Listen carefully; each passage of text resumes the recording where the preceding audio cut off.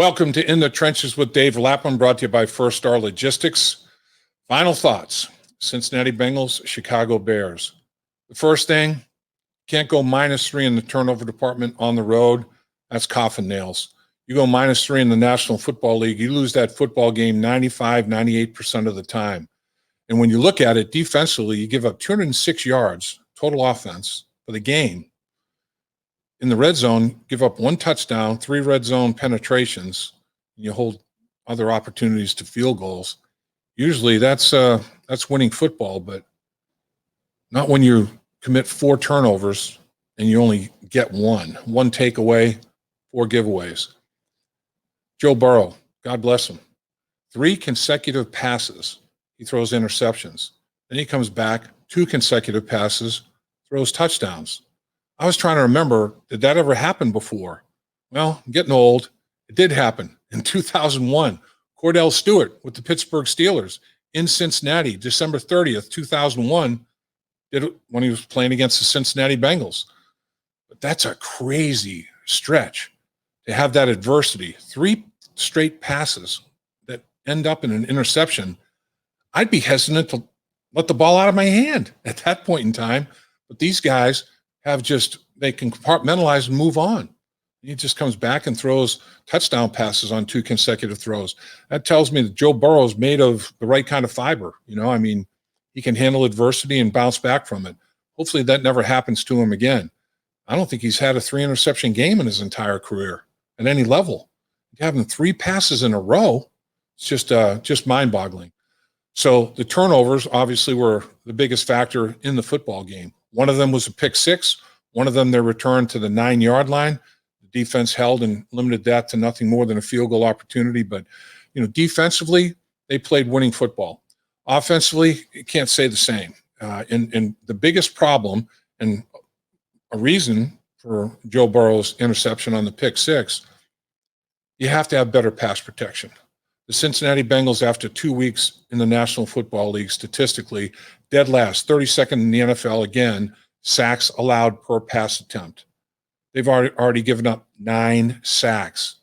That tallies to 70 or more on the season. That would be an NFL record. And not just sacks, Joe Burrow getting hit. Not just getting hit, Joe Burrow's vision impaired. He never saw that linebacker. Why? 2 things. As a former offensive lineman, 2 things in pass protection. You have to give the quarterback time, and equally important, you have to give him space, right? Space. The tackles are responsible for the width of the pocket. The center and guards are responsible for the depth of the pocket. There is no pocket depth right now. They are in Joe Burrow's face. He has no space. It's going to cause problems. It's going to cause turnover problems. Joe Burrow is coming off a knee reconstruction. Don't let people be crowding him. Keep the pocket depth. It's to the point where every time he follows through, I'm worried about his hand hitting a helmet and breaking a finger or a hand or something. Joe Burrow, at this stage of his rehabilitation, coming back from that injury, needs not only time, he needs space. Going to have to do a much better job in solidifying the pass protection in the middle between the center and guards. That's another takeaway. And they go hand in hand. I got to be able to run the football. They didn't get the running game going. The momentum that they created against the Minnesota Vikings didn't carry over to the Chicago Bears game. The Bears made them more one-dimensional. To succeed against the Pittsburgh Steelers, and I can vouch for it, you have to be able to run the football. You have to be able to anchor that defensive football team. The Pittsburgh Steelers can rush the quarterback. So if you're one-dimensional, if all you're doing is falling back and firing the football down the field against the Pittsburgh Steelers, it can be a long day. Once again, another big key, they're going to have to do an even better job in Pittsburgh. The crowd is going to be loud. The crowd was loud in Chicago. It's going to be louder probably in Pittsburgh, a division rivalry. The Pittsburgh Steelers coming off a tough loss. Keep your poise in the noise. That is the biggest key in the football game.